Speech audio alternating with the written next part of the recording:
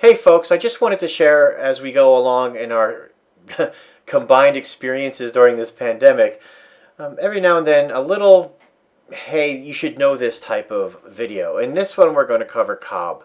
There's three primary applications to cob, and the mixes that you use will dictate the quality of those three applications. The first one is a conductive cob, and this is what I'm working with right now.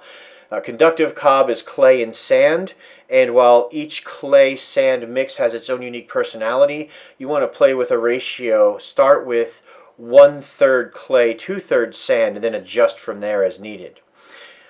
This clay sand cob is our conductive layer, and I'm rubbing water on top of it because it's drying too quickly in the sun that we've had for the last few days.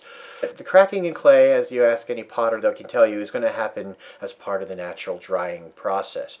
When we harvest our clay, we harvest it wet. We dig out the trickles of springs to create pools, and then we dry it until it's crumbly. You want to be able to crush it into a powder in your hand. When it's that dry, it's easier to mix in the ratios that you want with dry sand. And mixing them together dry is far more efficient.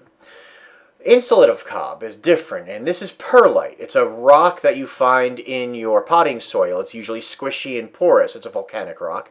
And because it's porous and squishy, it doesn't transfer heat. It's the opposite of what conductive cob does.